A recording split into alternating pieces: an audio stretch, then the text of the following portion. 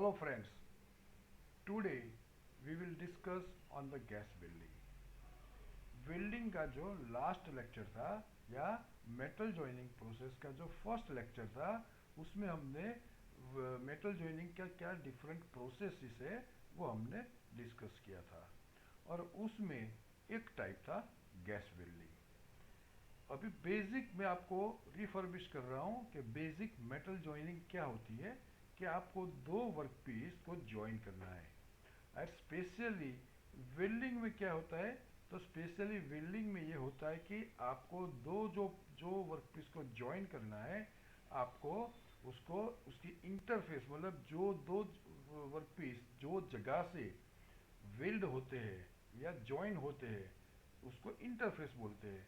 उसको आपको वो मेटल को फ्यूज करना है या मेल्ट करना है और उसके बाद में either with the help of pressure or with the help of filler material you have to join that two workpiece. That is the basic metal joining या metal welding process.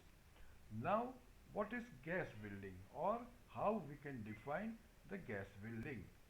So gas welding is a type of liquid state welding process in which fuel gas burns to generate heat.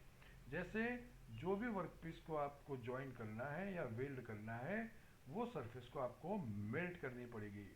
पूरी workpiece को नहीं करने की है, लेकिन जहाँ पे जो दो वर्कपीस को आपको वेल्ड करना है वो जो दो वर्कपीस जहाँ पे मिलते हैं उसको इंटरफेस बोलते हैं। वो जगह को आपको मेल्ट करनी पड़ेगी। ये गैस वेल्डिंग में मेल्टिंग कैसे करते हैं, तो गैस यूज करते हैं।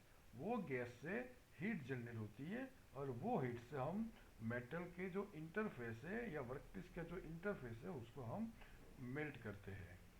The heat is use to melt the interface surface of welding plates which are held together to form a joint. In this welding process, mostly oxyacetylene gas is used as a working fuel gas. मतलब कि welding जो gas welding का process है उसमें 95% cases में oxygen और acetylene gas use होते हैं। This process can be done with or without the help of filler material. यहाँ पे जो वेल्डिंग का जो गैस वेल्डिंग का प्रोसेस है उसमें आप फिलर मटेरियल यूज करेंगे या नहीं भी कर सकते। अलग अलग जो प्रोसेस है, किसी में फिलर मटेरियल नहीं यूज करना पड़ता है, किसी में करना पड़ता है। Now what are the basic equipment use for the gas welding? So these are the main equipments which we are used to for the purpose of gas welding. Number one is the cylinders. Second one is the cylinders जो होते हैं उसमें oxygen cylinders भी होते हैं या acetylene gas cylinders भी होते हैं। Pressure regulators, torch, goggle, gloves, ये था बेसिक रिक्वायरमेंट या जो गैस वेल्डिंग का प्रोसेस होते हैं उसमें बेसिक इक्विपमेंट्स इतने होते हैं। डिटेल में हम डिस्कस करेंगे। नाउ ये जो उसका जो लाइन डायग्राम है एपरेटस कैसे होते हैं, जैसे एक ट्रॉली में दो सिलेंडर्स है, एक में ऑक्सीजन है और एक में एसिटिलीन गैस है। उसको एक हॉस पाइप के थ्रू वो टॉर्च में जाता है।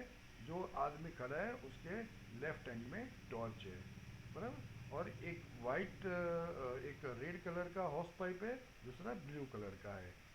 रेड कलर का और ब्लू कलर, एक में ऑक्सीजन गैस होता है, एक में एसिटिलीन गैस होता है। हॉस पाइप और सिलेंडर के बीच में एक रेगुलेटर भी है और उसके ऊपर प्रेशर गेज के इंडिकेटर्स भी है। और टेबल के ऊपर वर्कपीस रखा है। जो भी वेल्डर काम करता है उसने गोगल पहना हुआ है और एप्रोन पहना हुआ है, so for the safety of the that operator. Cylinders, cylinders क्या होते हैं, तो oxygen and acetylene are store under pressure in a steel cylinder. These are seized by the amount of oxygen or acetylene that they hold.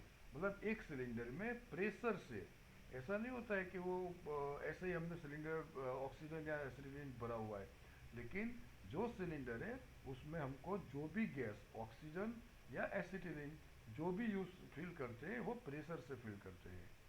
Cylinder should always be secured and use in the upright position. आप जब भी gas welding का process करते हैं तो उसमें जो भी सिलेंडर है, जो भी गैस है, वो सिलेंडर को आप हॉरिजॉन्टल नहीं रखना है या उल्टा नहीं रखना है, सीधा अपराइट वर्टिकल पोजीशन में आपको उसको रखना है फॉर द सेफ्टी पर्पस।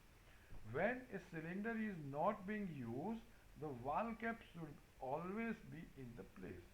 अगर आप सिलेंडर का यूज या गैस वेल्डिंग यूज नहीं करते तो जो भी सिलेंडर है उसके ऊपर मेन उसका जो कैप होता है उसको हमको वाल से बंद करने का होता है for the safety purpose. Oxygen cylinders, these cylinders are made of steel and are usually painted green. ये आपको हो सकता है कि आपको ऑक्सीजन सिलेंडर के ऊपर 2 या 3 मार्क का क्वेश्चन आए या एमसीक्यू होता है तो उसमें पूछते हैं कि भाई ऑक्सीजन सिलेंडर जो होता है उसका कलर कौन सा होता है। तो ऑक्सीजन जो गैस सिलेंडर होते हैं उसका कलर ग्रीन होता है। They contain compress oxygen at presses that can be high as 2200 psi। मतलब उसमें जो ऑक्सीजन भरा होता है वो 2200 psi का प्रेशर से हम उसको फिल करते हैं। All cylinders have valves and are fitted with a screw on steel cap that protects the cylinder valve when the cylinder is not in use. जैसे मैंने डिस्कस किया कि जो भी सिलेंडर आप यूज नहीं करते उसको आपको जो वाल कैप है उससे बंद करके प्रोटेक्ट करने का होता है। एसिटिलीन सिलेंडर्स, सेम वे ये जो सिलेंडर्स है उसमें एसिटिलीन गैस होता है, लेकिन ये जो सिलेंडर है वो ब्लैक कलर से पेंट किया हुआ होता है। उसमें भी जो एसिटिलीन गैस है वो भी प्रेशर से फिल करते हैं, लेकिन ऑक्सीजन जो होता है वो 2200 psi से होता है। यहाँ पे जो एसिटिलीन फिलअप किया होता है वो 250 psi से हमने फिलअप किया होता है। Acetylene should never be used at a pressure that exceeds 15 psi। जब आप ये ऑक्सीजन और एसिटिलीन गैस का यूज करते हैं उस टाइम पे एसिटिलीन जो यूज में अभी गैस वेल्डिंग में यूज करते हैं तो एट दैट टाइम आपको मैक्सिमम 15 psi का प्रेशर सेट करने का होता है, उससे ज़्यादा आप यूज नहीं कर सकते because beyond that 15 psi of the pressure acetylene जो गैस है वो अनस्टेबल हो जाता है और एक्सीडेंट या एक्सप्लोर होने का उसमें चांसेस रहता है। Pressure regulators, both oxygen and fuel gases are filled in the cylinder at high pressure। Pressure regulator का जरूरत क्यों है? क्योंकि दोनों सिलेंडर में हमने जो भी गैस यूज किया है वो हाई प्रेशर से फिल किया होता है। These gases cannot use at this high pressure for welding works, so as a pressure और जो उसमें जैसे ऑक्सीजन 2200 psi और एसिटिलीन 250 psi पे भरा हुआ है तो वही प्रेशर पे हम काम नहीं करते, लेकिन उसको हमको रेगुलेट करना पड़ता है, मतलब उससे बहुत कम प्रेशर पे हम काम करते हैं। जैसे कि ऑक्सीजन जो होता है उसका जो प्रेशर है हम वो 70 से 130 किलो न्यूटन पर मीटर स्क्वायर रखते हैं और एसिटिलीन का हम 7 से 103 किलो न्यूटन पर मीटर स्क्वायर रखते हैं। वो प्रेशर सेट करने के लिए हमको प्रेशर रेगुलेटर का जरूरत होता है। Torch, the torch assembly consist of the handle, oxygen and fuel gas valves and the mixing chamber. ये जो टॉर्च होता है उसमें क्या होता है कि उसका एक हैंडल होता है जिसको हम आप उसके जब भी काम करते हैं तो उसको आप पकड़ सकते हैं और उसमें दो वाल भी होते हैं सो दैट प्रेशर रेगुलेटर से आप तो प्रेशर ने आपको प्रेशर रेगुलेट किया, लेकिन अभी फ्लो कितना चाहिए ऑक्सीजन का और फ्यूल गैस जो एसिटिलीन है उसका, तो उसके लिए उसका वाल दिया होता है और एक बीच वाला जो पोर्शन होता है उसको हम मिक्सिंग चैम्बर बोलते हैं। वेल्डिंग टिप्स और cutting attachment with the handle can be used for welding, heating and cutting operation। जो टॉर्च का जो वजह से गैस बाहर निकलता है उसको हम टिप बोलते हैं, वो टिप का हम यूज हीटिंग के लिए, वेल्डिंग के लिए और कटिंग ऑपरेशन के लिए यूज कर सकते हैं। Oxygen and fuel gas flow through tubes inside the handle which blend in the mixing chamber or मतलब जो मिक्सिंग चैम्बर है उसके अंदर ऑक्सीजन और जो जो भी यूज़ किया है, जैसे एसिटिलीन यूज़ किया है, तो दोनों का मिक्सचर बनता है। It is at the tip that mix gas is ignited. जो टिप होता है जहाँ से गैस बाहर निकलता है, वहाँ पे वो मिक्स किया हुआ गैस आता है और वहाँ पे हमको उसको जलाने का या इग्नाइट करने का होता है। ये जो टॉर्च है उसका फिगर दिया है। बहुत सिंपल टॉर्च है और दो वाल, दो पाइप राइट हैंड पर साइड पे दिखाया है। एक गैस पाइप उसमें से मिडल पोर्शन में जाता है, एक में ऑक्सीजन होता है, जिसमें दूसरा एसिटिलीन होता है। बीच वाला जो पोर्शन है उसको आप मिक्सिंग चैम्बर बोलते हैं, और बाहर से जो टिप होता है जहाँ पे फ्लेम बाहर आया है उसको हम टिप बोलते हैं। Goggle and gloves. These two goggle and gloves are used for safety purpose. Goggle protect eyes and gloves protect the hand from the radiation and flame of the fire. ये जो flame आती है उससे fire भी हो सकता है, या जो भी ऑपरेटर है उसको रेडिएशन भी हो सकता है, तो उसके लिए ऑपरेटर को ग्लोव्स एंड गोगल्स पहनने की जरूरत होती है। नाउ एक बहुत इंपॉर्टेंट टॉपिक है, जो टाइप्स ऑफ फ्लेम्स। ये टिप में से जो फ्लेम बाहर आती है वो कैसी होती है और उसके टाइप्स क्या है। तो generally there are three types of flame use in gas welding, and this three types are neutral flame, oxidising flame and carburizing or reducing flame. ये तीन टाइप का फ्लेम है, न्यूट्रल, ऑक्सीडाइजिंग एंड कार्बुराइजिंग, और कार्बुराइजिंग का दूसरा नाम है reducing flame. हम तीनों का डिस्कस करते हैं। न्यूट्रल फ्लेम क्या है? The neutral flame has A 1:1 ratio of acetylene and oxygen. ये जो टिप में से गैस जो बाहर आता है उसमें ऑक्सीजन गैस और एसिटिलीन गैस होते हैं, तो न्यूट्रल फ्लेम में दोनों का रेशियो बराबर होता है। It obtains additional oxygen from the air and provides complete combustion. हर एक फ्लेम में या हर एक गैस वेल्डिंग में बाहर से उसको तो ऑक्सीजन मिलता ही है, सो दैट इजीली जो भी आपको जो गैस है उसको कंबस्ट करने का होता है वो आप कर सकते हैं। It is generally preferred for welding. Mostly आप न्यूट्रल फ्लेम का वेल्डिंग के लिए, गैस वेल्डिंग के लिए यूज करते हैं। The neutral flame has a clear, well-defined or luminous cone indicating that combustion is complete. उसका फिगर में आप आपको डिस्कस में देखेंगे तो आपको उसको ज़्यादा पता चलेगा। जनरली न्यूट्रल वेल्डिंग फ्लेम में वो mild steel, stainless steel, cast iron, copper और एल्यूमिनियम के लिए हम यूज़ करते हैं। ये जो फिगर है वो न्यूट्रल फ्लेम का फिगर है। जो ऑरेंज कलर है वो आपका टॉर्च है, और टॉर्च का टिप है जहाँ से वाइट और ब्लू कलर का आपको फ्लेम दिखता है। वाइट जो है वो इनर कोर उसको बोलते हैं, और बाहर वाले को जो ब्लू कलर का है उसको हम आउटर एनवलप बोलते हैं। इनर जो कोर है उसका टेम्परेचर करीबन 3000 से 3300 डिग्री सेंटीग्रेड होता है, और आउटर जो है एनवलप उसका टेम्परेचर करीबन 1260 से 2300 डिग्री सेंटीग्रेड, 2100 से 3800 डिग्री सेंटीग्रेड होता है। Sorry. Carburising flame. The carburising flame has a excess acetylene. जैसे न्यूट्रल फ्लेम में क्या था, ऑक्सीजन और एसिटिलीन गैस दोनों बराबर था। कार्बोराइजिंग में क्या है, ऑक्सीजन से एसिटिलीन का प्रणाम थोड़ा ज़्यादा होता, एसिटिलीन गैस का यूज थोड़ा ज़्यादा होता है। The inner cone has a feathery edge excelling beyond it. जो फिगर है उसमें आप उसको हम डिस्कस करेंगे। This white feather is called the acetylene feather. Feather मतलब, ફીધર को हिंदी में क्या बोलते हैं या गुजराती में क्या बोलते हैं, जो પક્ષીનું પીછું જે હોય છે ને, that is known as a feather. If the acetylene feather is twice as long as the inner cone, it is known as a 2x flame, which is a way of expressing the amount of excess acetylene. The carburizing flame may add carbon to the weld metal.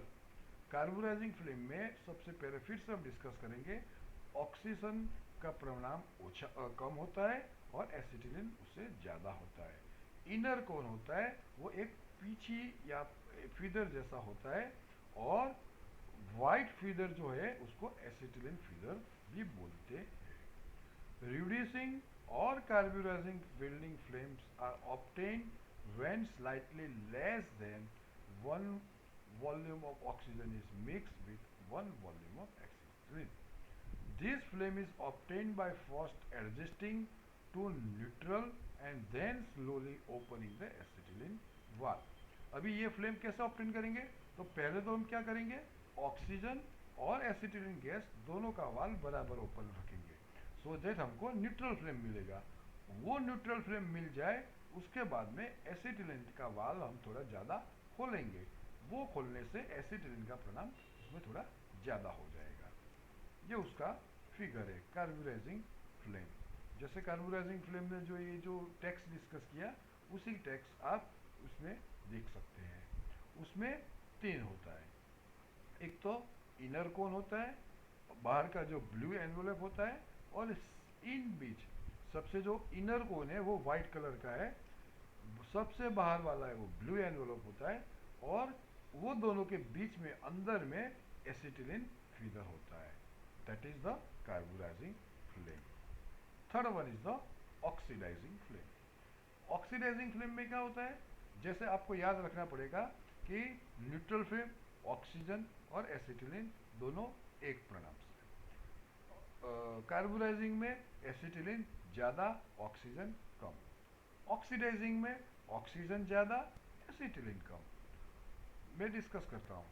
Oxidizing welding flames are produced when slightly more than 1 volume of oxygen is mixed with the 1 volume acetylene.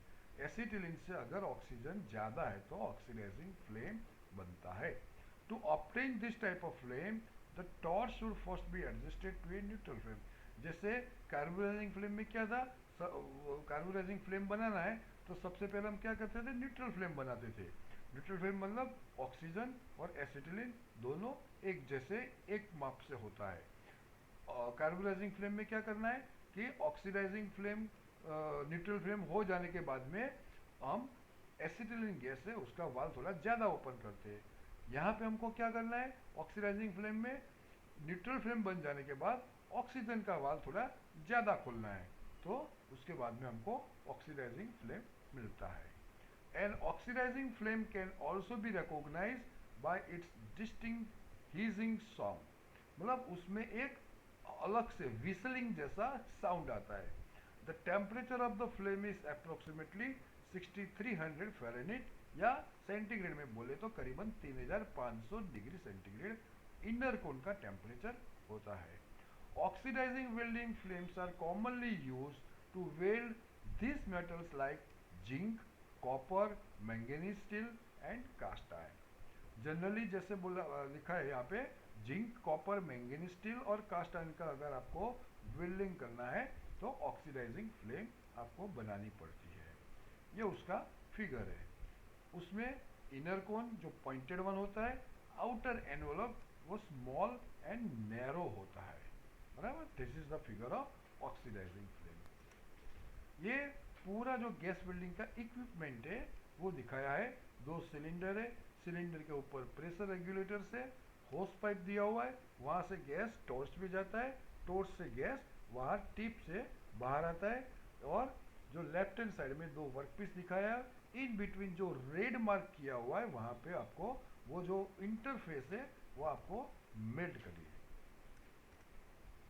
Working principle of gas welding, ये जो figure था उसमें जैसे मैंने explain किया कि all the equipments is set carefully and gas cylinders and oxygen cylinders connected to the welding torch through pressure regulators.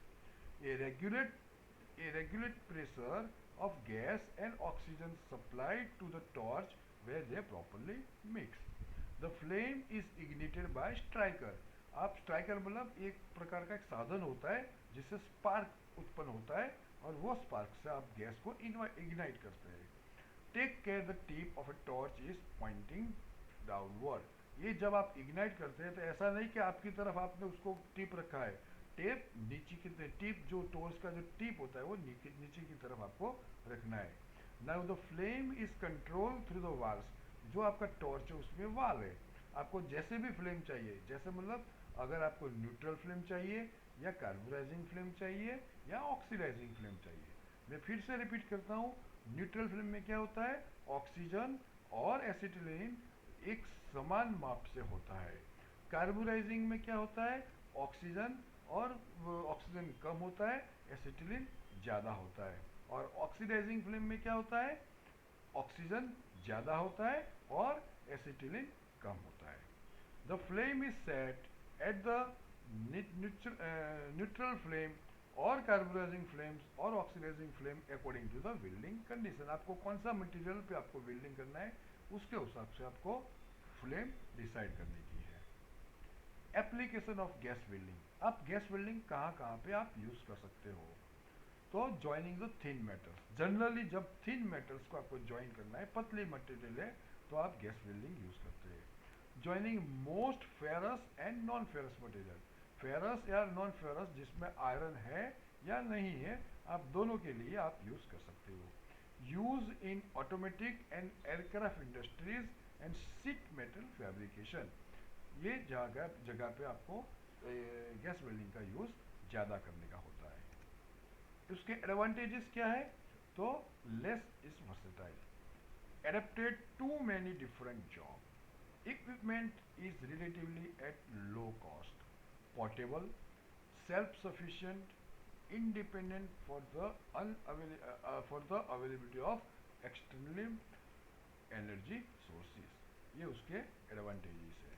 Disadvantages क्या है, welder skill require in manipulating the torch, the flame and the filler rod, the flux required for most materials compared to low carbon steel, reactive or refractory metals are unsuited to gas welding, slow metal joining rate, these are the disadvantages of the gas welding. Now, there are three questions that you have to answer. Number one, explain different parts of gas welding equipments with sketch. Second one, explain different types of welding flames with sketch. Number three, write advantages and disadvantages of gas welding. Thank you.